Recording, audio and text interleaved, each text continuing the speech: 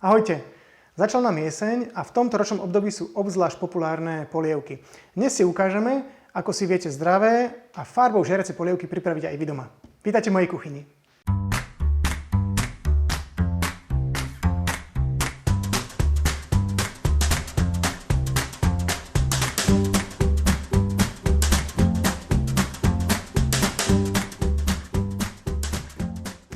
Varenie polievok si ukážeme na troch druhoch polievok. Jedna bude klasická koreňová polievka s koreňovou zeleninou a hľubovou zeleninou. Si ukážeme princípy, kedy akú zeleninu vkladať, v akom čase.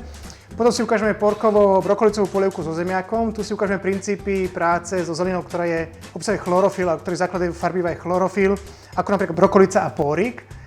Tu treba povedať, že pri zelení, ktorá obsahuje chlorofil, musíme túto zeleninu dávať do varenia až úplne na konci, pretože chlorofil nám vplyvom tepla oxiduje a mení svoju farbu zhruba na tmavo-zelenú alebo až hnedú, čo opticky nie je veľmi pekne.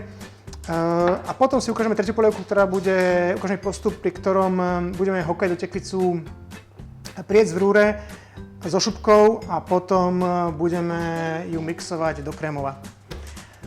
Poďme na to. Do horúceho hrnca dáme olivový olej a koreňovú zeleninu. Necháme smažiť. Posolíme, pokoreníme a necháme ešte chvíľku dusiť. Potom pridáme vodu, privedieme k varu a necháme variť, pokiaľ zelenina nezmekne. Ku koncu pridáme hľubovú zeleninu, opäť privedieme k varu a necháme variť 2 alebo 3 minútky. Po 3 minútach je polievka uvarená. Tú polievku teraz môžem pokojne jesť, podávať, alebo ak nie, je nevyhnutné, aby som ju čo najrýchlejšie schladil. Prídeme tým rozvareniu zeleniny a stmavnutiu zelenej zeliny. Čo teraz spravím je to, že ju vložím teraz do umývadla so studenou vodou. Porkovo-brokolicovú polievku začneme podúsením bledej časti porku na olivovom oleji.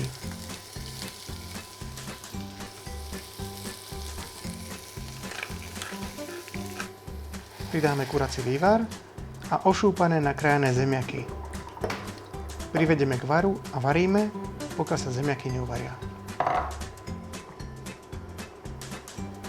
Do vriacej polievky vložíme brokolicu a zelenú časť porku a povaríme ešte pár minút. Rýchlo schladíme a časť zeleniny vyberieme.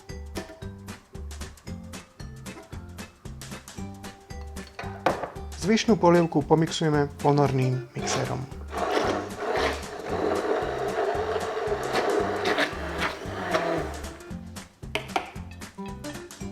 Teraz do polievky vrátime vybratú zeleninu.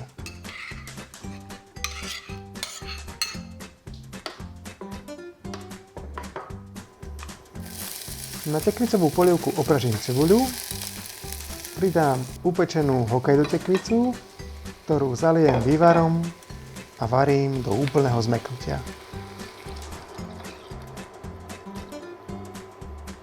Polievka z hokajdu tekvice je uvarená, nechám ju chvíľku vychladnúť a potom ju prilejem do mixéra a budem mixovať na vysokých otáčkach 2 minútky.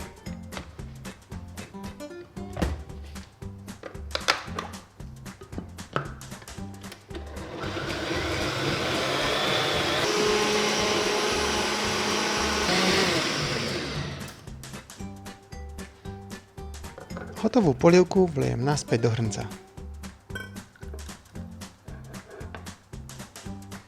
Polievky máme konečne uvarené a budeme ich podávať.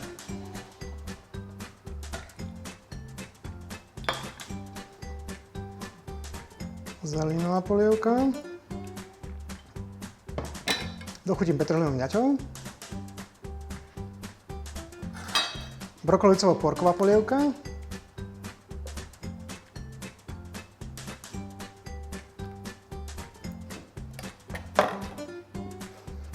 Troška olivového oleja. A extra krémová tekvicová polievka z hokajdu tekvice.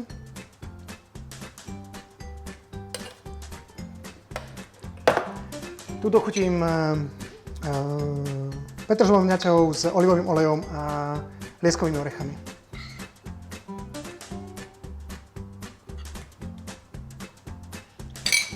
A trochou citrónovej šťavy. Hotovo.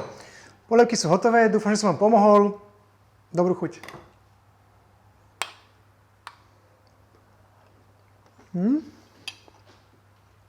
Na budúce spolu prekonáme jeden z najväčších strachov začínajúcich kuchárov. Dovidenia.